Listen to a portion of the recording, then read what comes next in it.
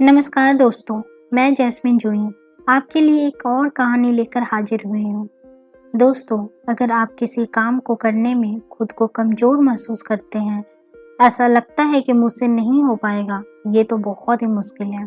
तो आज की इस प्रेरणादायक कहानी सुनने के बाद आपके नज़रिए, आपके विचार में बहुत बदलाव आने वाले हैं। आप जब किसी मुश्किल काम को करने जाओगे तो आप घबराओगे नहीं और आपके सफल होने का रास्ता भी साफ दिखाई देगा। कहानी शुरू करने से पहले अगर आप इस चैनल पर नए हैं तो सब्सक्राइब भी कर लीजिए ताकि हमारे नए वीडियो का नोटिफिकेशन आपको मिलता रहे। तो चलिए शुरू करते हैं। ये कहानी है दो भाइयों की। एक गांव में एक परिवार रहता था। परिवार में 4 सदस्य थे, माता पिता और उनके 2 बेटे। बड़ा भाई 12 वर्ष का था और छोटा 7 वर्ष का। दोनों एक दूसरे के साथ बहुत प्यार से रहते थे और साथ में स्कूल जाते, साथ में पढ़ाई करते और साथ में खेलते थे। एक दिन बगीचे के बाहर कुएं के पास दोनों भाई खेल रहे थे। तभी अचानक ही बड़ा भाई गलती से कुएं में गिर गया। छोटा भाई एकदम घबरा गया और वह इधर उधर देखता है, लेकिन दूर दूर तक उसे कोई दिखाई नहीं दिया। वह जोर जोर से मदद के लिए चिल्लाता रहा, लेकिन वहां कोई भी नहीं था। उसने कुएं में देखा तो उसका बड़ा भाई पानी में डूब रहा था। तो उसने बिना देर किए बगल में रखी बाल्टी जिसमें रस्सी लगा हुआ था, उस बाल्टी को रस्सी सहित कुएं में फेंक दिया और भाई को बोला, भैया इस बाल्टी को पकड़ लो, मैं आपको ऊपर खींचता हूँ। वह 7 साल का लड़का अपने से लगभग 2 गुना वजन के भाई को कुएं से बाहर खींचने में जुट गया। भाई का वजन अधिक होने के कारण वह बिल्कुल असमर्थ था, लेकिन वो फिर भी अपनी पूरी ताकत लगाकर रस्सी को खींचे जा रहा था। छोटा भाई सोच रहा था अगर वो नहीं खींचेगा तो उसका बड़ा भाई पानी में डूबकर मर जाएगा। यही सोचकर वह अपनी पूरी ताकत और जोश के साथ रस्सी को खींचता रहा। उसकी हथेलियां रस्सी से एकदम छिल गई थी। आंखों से आंसू आ रहे थे, लेकिन फिर भी वह रस्सी नहीं छोड़ रहा था। वह रस्सी खींचे जा रहा था और अंत में उसने अपने भाई को कुएं से बाहर निकाल लिया।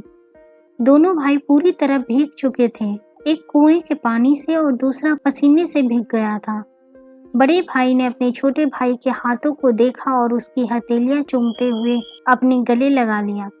तब तक शाम हो चुकी थी। दोनों अपने घर जाने लगे। चौराहे पर कुछ लोग और बुजुर्ग मुखिया जी बैठे थे। तो उनमें से किसी ने उन बच्चों को पूछा, बच्चे कहाँ से आ रहे हो और तुम्हारे कपड़े गीले क्यों हैं? बड़े लड़के ने सब कुछ विस्तार से बताया कि कैसे वह कुएं में गिर गया और कैसे उसके छोटे भाई ने इस कुएं से बाहर निकालकर उसकी जान बचाई। लेकिन यह सुनकर लोग हंस पड़े। ऐसा कैसे संभव है?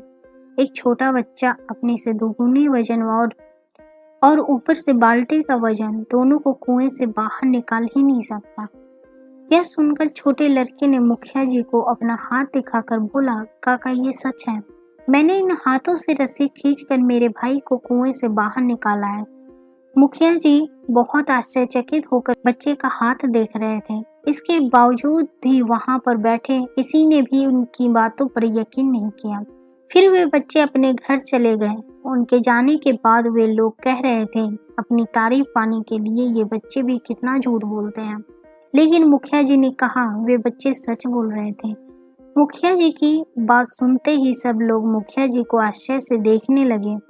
लोगों ने कहा, एक छोटा सा बच्चा ये कैसे कर सकता है? उसके उम्र के बच्चे के लिए ये कर पाना असंभव है।